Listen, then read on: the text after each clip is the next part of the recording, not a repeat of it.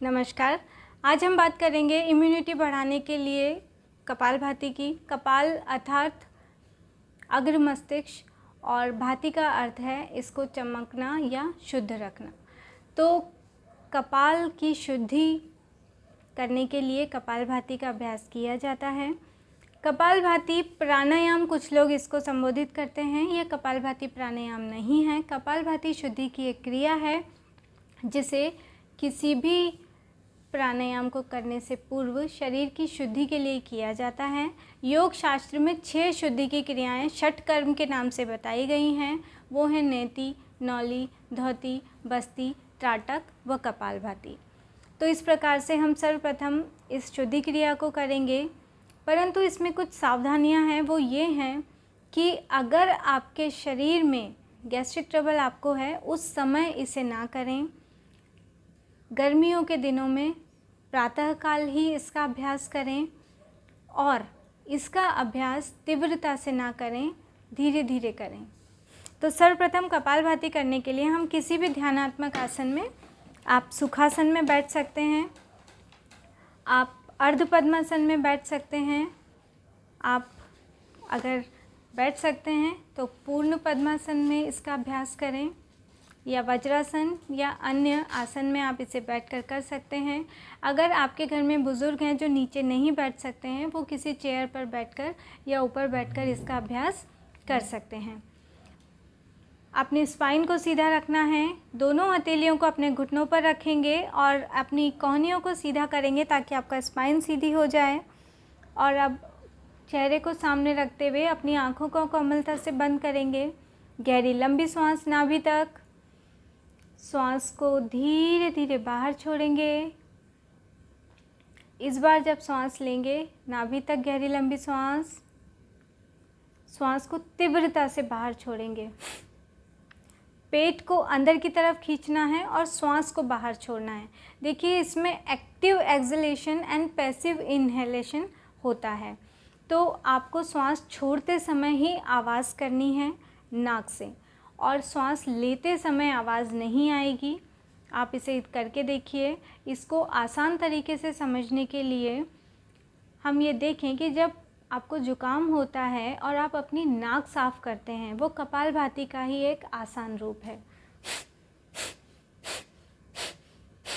उसमें भी आप सिर्फ फोर्सफुली ब्रीथ आउट करते हो, श्वास लेने पर ध्यान नहीं होता, श्वास अपने आप आती है। यही क्रिया आपको कपालभाति में करनी है। श्वास लेंगे, छोड़ेंगे, श्वास लेंगे,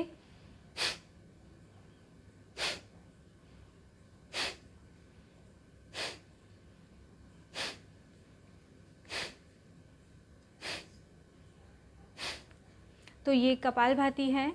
इसमें जो ध्यान रखने वाली बात है, आंखें एक तो कोमलता से बंद करेंगे, स्पाइन को सीधा रखेंगे। इसे करते समय अपना स्पाइन को बार बार, कुछ लोग इस तरह से झुकाते हैं, वो नहीं झुकाना है। शोल्डर को हिलाते हैं, वो नहीं हिलाना है। चेहरे को सामने रखना है। और कुछ लोग श्वास छोड़ते समय चेहरे पर भाव चेंज कर लेते हैं इस तरीके से या कुछ भी, तो आप इनका ध्यान रखें और शांत भाव से इसे करें। किसी भी तरह की गतिविधि शरीर पर कहीं भी नहीं होगी, सिर्फ आपको अपनी पेट की मांसपेशियों को अंदर की तरफ खींचना है और श्वास को बाहर छोड़ना है। फोर्सफुली ब्रीथ आउट करने पर ध्यान देंगे, और जब आप सांस लेंगे वो अपने आप आएगा। सांस लेते समय छाती में सांस भरने की कोशिश ना करें, पेट को अंदर ना खींचें, पेट को फुलाएं भी नहीं। पेट की मांसपेशियों को ढीला छोड़ दें और श्वास अपने आप आने दें। फिर से करेंगे।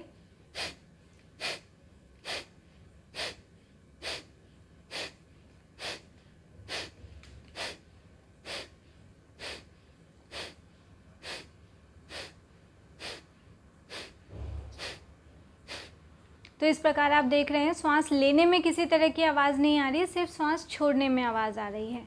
इसको करते समय अगर आपको कमर में दर्द होता है या चक्कर आता है, तो आप थोड़ी देर के लिए रुकें, 3-4 बार गहरी लंबी सांस लें, धीरे धीरे श्वास को बाहर छोड़ें, और जब आपको ठीक लगे तो पुनः इसका अभ्यास शुरू करें। अब हम देखते हैं कि इसमें समय क्या रखना है, देखिए 1 मिनट में लगभग 60 बार से आप इसे शुरू करें। धीरे धीरे 1 मिनट में 120 बार तक आप इसे कर सकते हैं। इससे ज़्यादा 1 मिनट में करने की आवश्यकता नहीं है। फिर भी अगर आप करें तो किसी योग्य गुरु के निर्देशन में करें।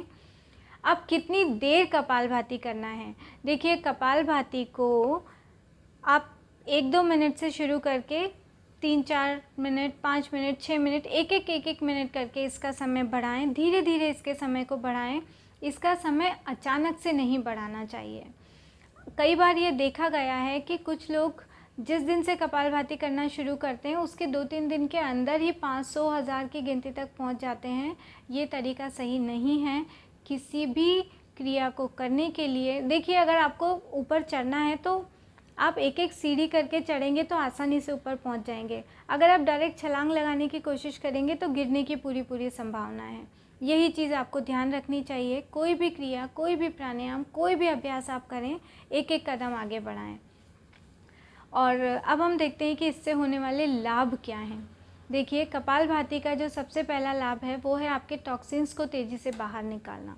हमारे शरीर में जब भी हम अपनी पेट की मांसपेशियों को अंदर की तरफ खींच रहे हैं उस समय आपके जो सेरिब्रोस्पाइनल फ्लूइड है उसमें संकुचन पैदा होता है। सेरिब्रोस्पाइनल फ्लूइड क्या होता है? ये आपके मस्तिष्क और मेरुरज्जु में भरा हुआ एक ट्रांसपेरेंट द्रव होता है जो कि मस्तिष्क की बाह्य आघातों से रक्षा करता है, ट्रॉमा वगैरह से, और ये मस्तिष्क को न्यूट्रिएंट्स भी प्रदान करा रहा है और इम्यूनोलॉजिकल जो प्रोटेक्शन है वो भी प्रोवाइड कराता है। तो इस प्रकार से इस लिक्विड में जब संकुचन और आकुंचन की तरंगें कपालभाति के माध्यम से उत्पन्न होती हैं तो उसके टॉक्सिन्स तेज़ी से बाहर निकलते हैं। शरीर के टॉक्सिन्स जब तेज़ी से बाहर निकल रहे हैं तो मस्तिष्क की शुद्धि होती है और मस्तिष्क हमारे पूरे ही शरीर की क्रियाविधियों पर नियंत्रण करता है। हमारी जितनी भी अंतःस्रावी ग्रंथियां हैं, उनसे निकलने वाले हार्मोन्स हैं, इन सब पर नियंत्रण होता है हमारी पिट्यूटरी ग्लैंड का, जिसको कि हम मास्टर ग्लैंड भी बोलते हैं। इस पिट्यूटरी ग्लैंड पर भी अगर किसी का नियंत्रण है तो वो है हाइपोथैलेमस, जो कि हमारे मस्तिष्क का ही भाग है। तो मस्तिष्क की शुद्धि होने से हम एक तरह से पूरे ही अंतःस्रावी तंत्र को सुरक्षित रख रहे हैं, उसकी क्रियाविधि को सही कर रहे हैं, जो कि हमारे इम्यूनिटी को बढ़ाने में बहुत ज़्यादा महत्वपूर्ण है। तो इसके अलावा टॉक्सिन्स तेज़ी से बाहर निकल रहे हैं, आपके मोटापे को कम करने के लिए ये आपकी हेल्प करता है। आपके शरीर में कफ को तेज़ी से बाहर निकालता है। डायबिटीज़ वालों के लिए ये बहुत अच्छा काम करता है। लीवर से संबंधित कोई भी प्रॉब्लम है, प्रोस्टेट की प्रॉब्लम है, यहाँ तक कि अस्थमा वाले लोगों को भी इससे बहुत फ़ायदा होता है। परंतु जिस समय आपको ब्रीथलेसनेस हो उस समय इसका अभ्यास ना करें। और इसमें कुछ गलतियां हैं जो लोगों द्वारा की जाती हैं, वो क्या हैं? वो ये हैं कि एक तो इसे अचानक से इसे समय ना बढ़ाएं, ये मैंने अभी पहले भी आपको कहा। उसके कई सारे नुकसान कई बार देखने में आते हैं, जैसे यूरिन में किसी तरह की जलन है, या ब्लड प्रेशर बढ़ रहा है, या आपको सर में दर्द होता है। देखिए हमें ये चीज़ समझनी होगी कि कोई एक ही क्रिया सब व्यक्तियों पर बराबर असर नहीं कर सकती। आपने कहीं से भी सुन लिया कि इसको आधा घंटा करें आपको फ़ायदा होगा, फ़ायदा होगा, लेकिन सबको बराबर फ़ायदा हो ये ज़रूरी नहीं होता। हर व्यक्ति अलग है, उसके शरीर अलग हैं, उनकी ज़रूरतें अलग हैं। तो आप इसका समय धीरे धीरे बढ़ाएं। और अगर आपको कोई प्रॉब्लम है तो आप अपने किसी योग्य गुरु के निर्देशन में इसके समय को बढ़ाएं। 2 से 5 मिनट, 10 मिनट तक अगर आप करते रहेंगे तो आपको किसी भी तरह का कोई नुकसान नहीं होगा। तो ये आज हमने देखा कपालभाति के बारे में। इससे आलस्य भी दूर होता है। जो व्यक्ति सुबह जल्दी उठ नहीं पाते या इतना काम करके मानसिक थकान का अनुभव कर रहे हैं, जो कि आजकल लॉकडाउन के चलते ऑनलाइन सबकी क्लासेस शुरू हो गई हैं, ऑनलाइन काम हो रहे हैं, अब वर्क फ्रॉम होम हो रहा है और कई लोगों ने तो कार्य क्षेत्र पर जाना शुरू भी कर दिया है। तो उन लोगों में मानसिक तनाव या मानसिक थकान की जो स्थिति है उसको दूर करने के लिए कपालभाति बहुत अच्छा सहयोग कर सकता है। आप इसका निरंतर अभ्यास करें, धीरे धीरे समय बढ़ाएं।